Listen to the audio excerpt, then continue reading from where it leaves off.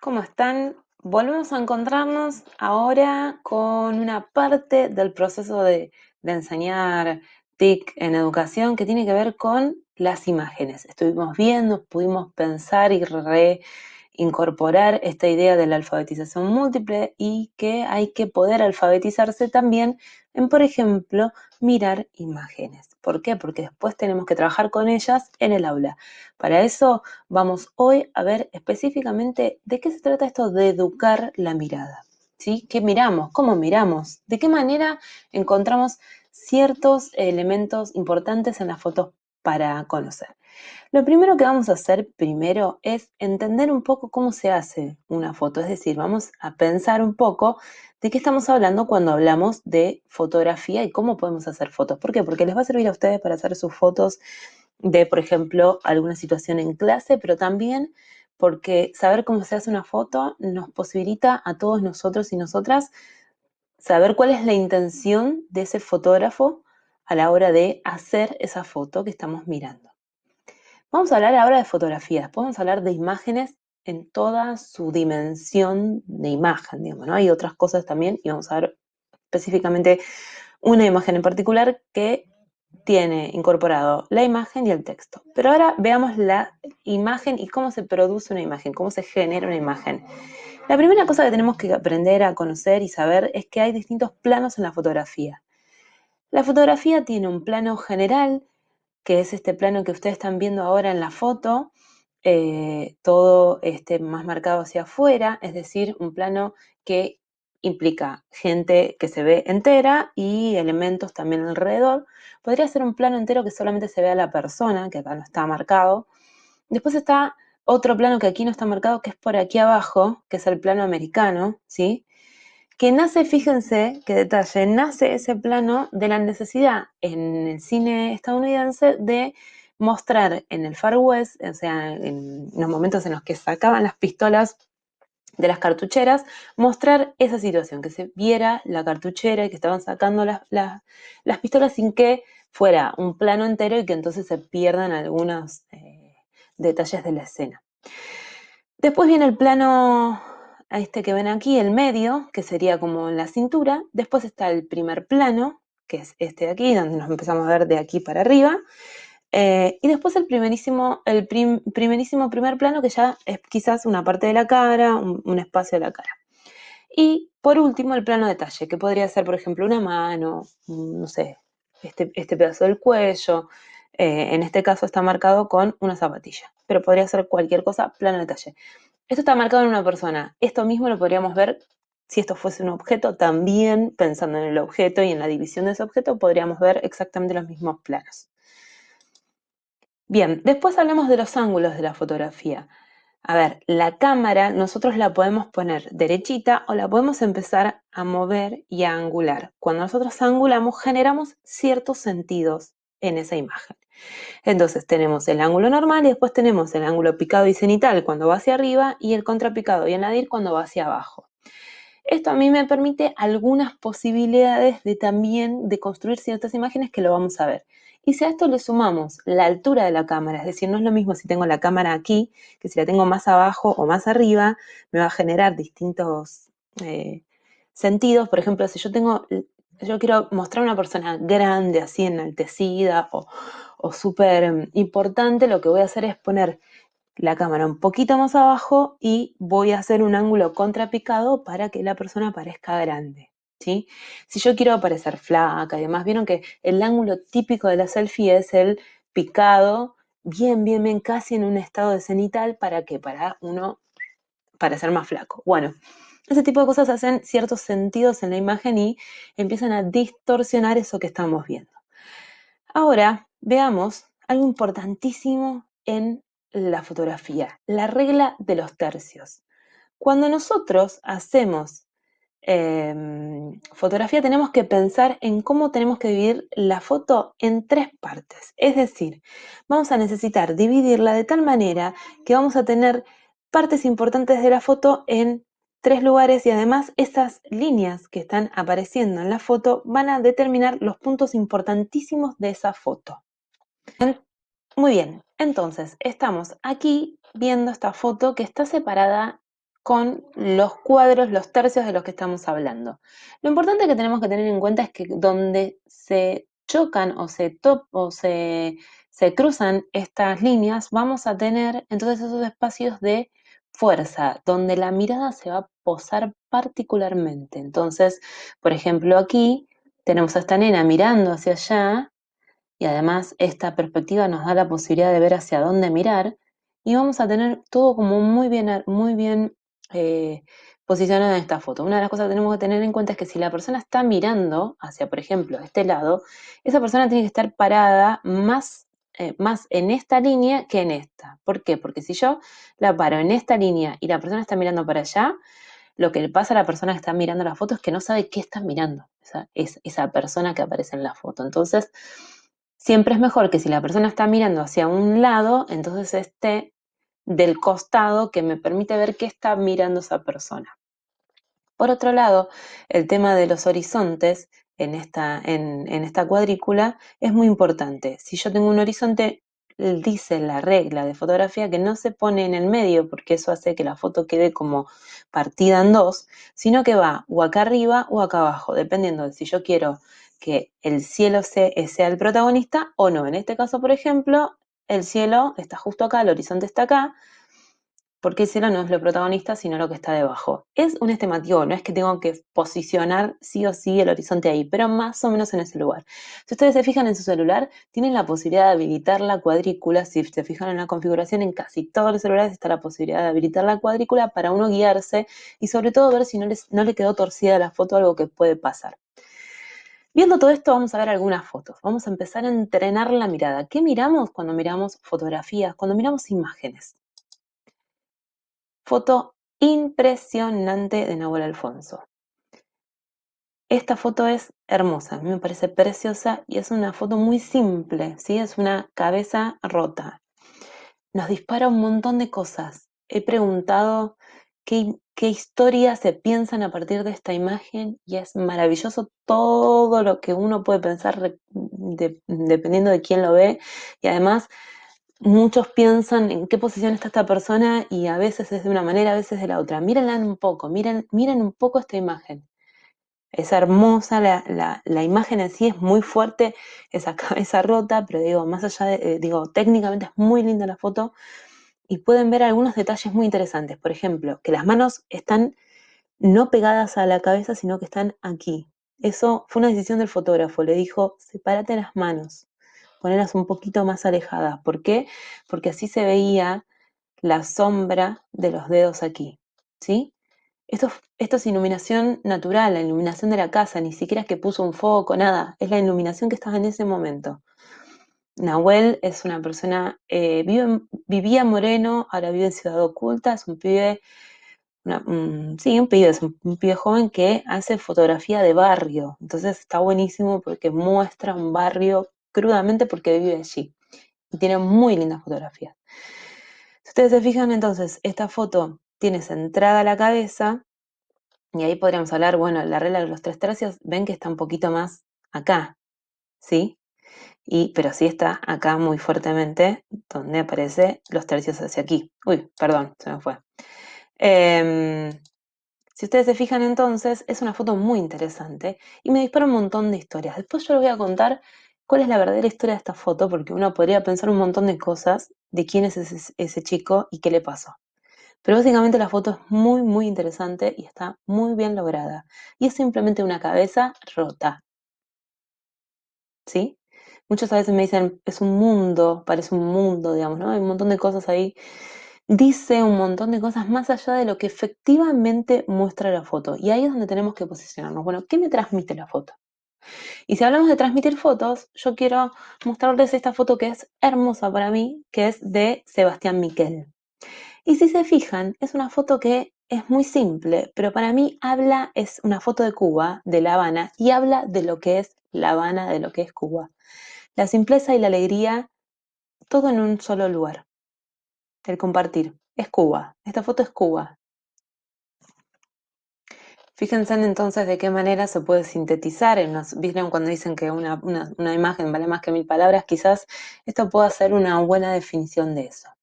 Ahora veamos Una foto impactante de Pablo Piovano. Les recomiendo buscar este trabajo fotográfico de Pablo Piovano que se llama El costo humano de los agrotóxicos.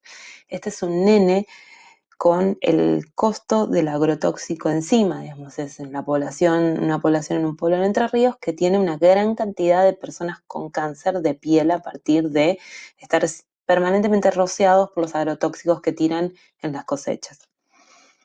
Maravillosa esta foto, ¿por qué? Porque 2 segundos mírenla y van a ver que me traduce inmediatamente tristeza, me genera un montón de cosas. Mírenla, mírenla tranquilos, después vean la presentación por separado y van a ver que la foto en sí tiene un montón de detalles que son súper interesantes para ver qué me genera a mí la foto.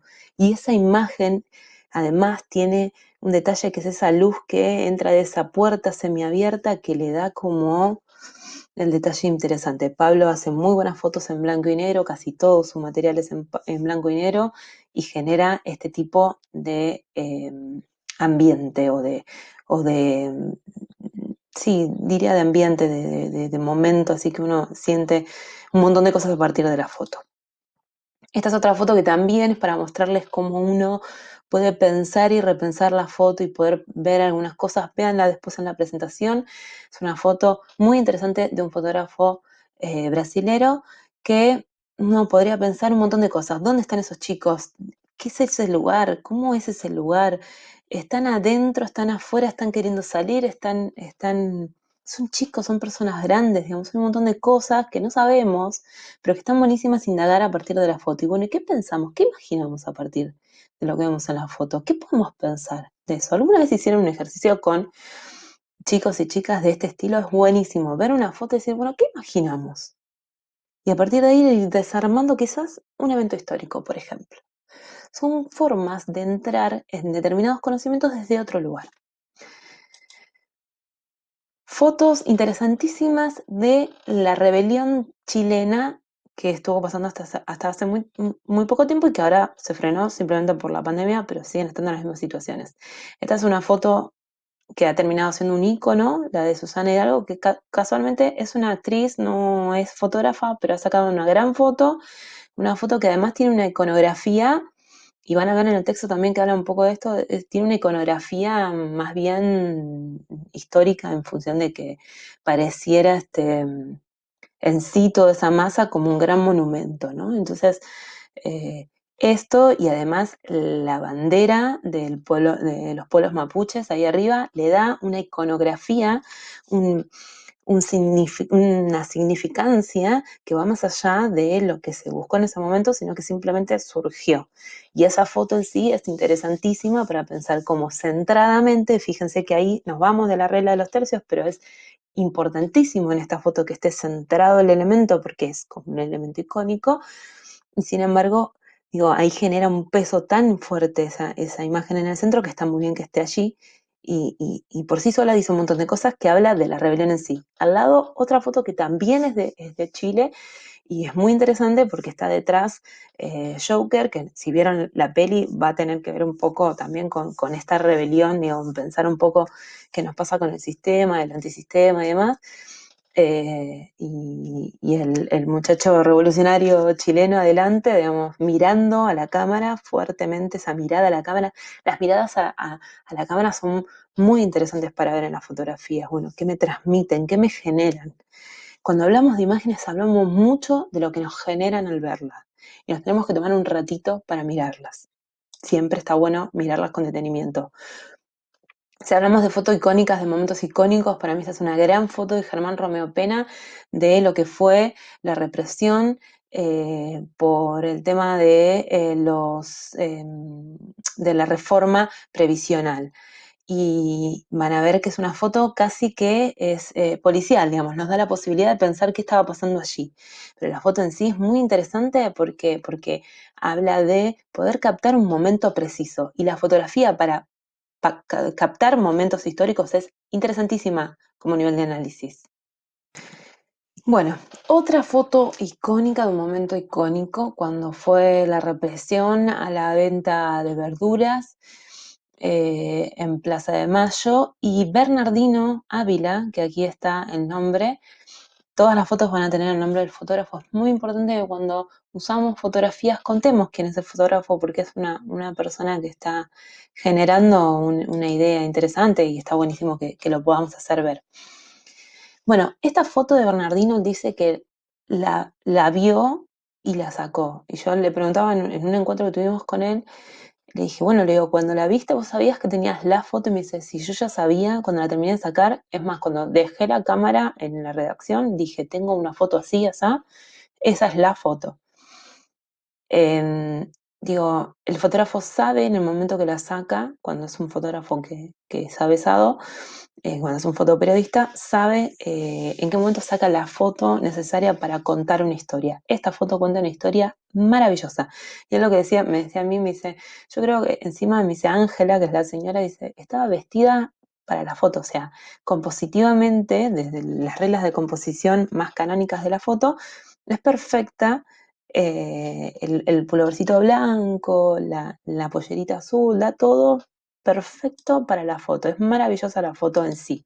Entonces, también como registro y al mismo tiempo como significación concreta de un hecho concreto, aquí podemos ver, digamos, podemos contrastar la cuestión de la pose de guardia de la policía con las personas desprotegidas allí, que se emparenta mucho con la anterior. Bien, fotos interesantísimas, ¿por qué? Porque cuando sacaron esta foto, inmediatamente hubo una remisión a esta foto. Muchas veces pasa que una fotografía nos permite remitirnos a una otra fotografía que fue sacada en otro momento. En este caso, él es el candidato, el ahora presidente de Uruguay, en ese momento candidato a presidente y que se lo emparentaba muchísimo con Macri. Cuando sacan esta foto, inmediatamente la emparentan con esta otra y claro, dicen, bueno, ahí están todos los paralelos y encima están en una foto. Digamos. Fíjense también cómo las imágenes pueden incluso transmitir ideologías y hasta ideas concretas que tienen que ver con la ideología. En este caso, la nariz, que por acción de la sombra, y por ejemplo en este caso era que era una columna curva, entonces por eso hizo la idea de la nariz larga, lo mismo ahí con Pou, que justo la pared se dobla y entonces hace no hay un retoque posterior, es real, es el efecto que hace la sombra frente al movimiento de la pared. Y es muy interesante esto, ver cómo una foto emparentada con otra generan sentidos. Eso también puede pasarnos, que podemos poner dos fotos y que las dos fotos funcionen de una manera y por separado funcionen de otra. Eso es muy interesante también como ejercicio para hacer en clase. Otra foto interesantísima, estamos viendo muchas fotos políticas, pero es interesante porque tienen un montonazo de significancia, entonces es súper interesante. Esta foto sí, si la ves y no tenés contexto, no, quizás no percibís lo interesante de lo que está diciendo, ¿sí? Pregunto a veces en las clases y no logran saber de qué contexto estamos hablando, podemos empezar a tener algunas ideas con respecto a que hay una bandera aquí brasilera, ¿sí? De Brasil, y que dice Lula. Entonces podemos empezar a entender algunas cosas. Está todo rojo, si sabemos un poquito de la política exterior, sabemos que el PT, el Partido de los Trabajadores de Brasil, digamos, se viste de rojo, así que estamos ahí más o menos ahí. Y esta es una mano muy significativa porque es la mano de Lula. ¿Y cómo sabemos que es la mano de Lula? Porque le falta un dedo. A Lula, si conoce un poco la historia de él, a Lula trabajando cuando era muy, muy, muy jovencito, tenía unos 14 años creo, trabajando en una fábrica, una máquina les corta un dedo. Entonces es toda una significancia muy importante que esa mano, que le falta un dedo, está mostrando, porque aparte es el momento que lo dejan libre.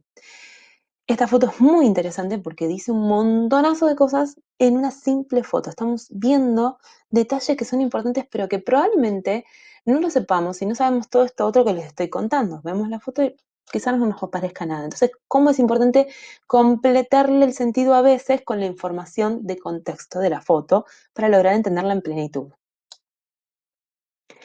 Y si hablamos de fotos que van dando sentido a partir de conocer el contexto, podemos ver en particular esta foto que de Ignacio Yuchar, un gran fotógrafo que les recomiendo conocer y ver, que es una foto que si conocemos poquito del contexto, vamos a entender de qué se trata. Vemos esta foto y quien ha ido alguna vez a alguna marcha sabe de qué estamos hablando, ¿sí? Nos podemos dar cuenta que está como en un lugar donde hay una calle, entonces podemos intuir que hay una calle allí, o sea que está al aire libre, y una mano con un limón.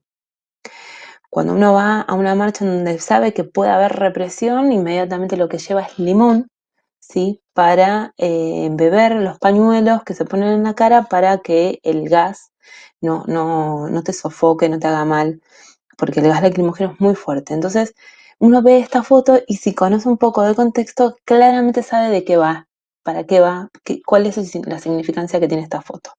De esto hablamos cuando hablamos de entender el contexto de la foto para darle un poco más y completar algunos significados.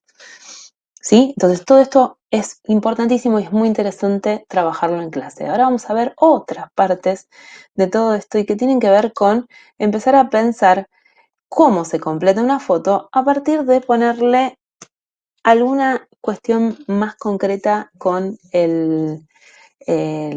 las ideas específicamente de texto incorporado a la foto. Esto es lo que todos comúnmente denominamos meme. Y sobre él vamos a hablar un poquito más. Bueno, muy bien, entonces, empezamos a hablar de memes. El meme está asociado con algo que se llama consumo irónico, que les voy a dejar un podcast para que lo escuchen y que puedan conocer de qué se trata el consumo irónico particularmente. Escúchenlo que ahí habla muy, muy claramente de lo que estamos hablando cuando hablamos de consumo irónico, que tiene que ver con una comunidad también que comparte ese código, ¿sí? Y en este caso agarré todos memes que tienen que ver con la pandemia, ¿sí? Algunos más específicos de lo que nos va pasando con que no sabemos qué día es, alguno más haciendo alguna chanza con la cuestión de la reproducción, los miles de memes que aparecieron por el barbijo. Este es con una situación particular de los marplatenses, que es que cuando el intendente abrió en principio la circulación, todos decían, bueno, los marplatenses hicieron cualquier cosa, bueno, tenemos que conocer de qué se trata la historia para entender de qué estamos hablando cuando hablamos de esta imagen en particular.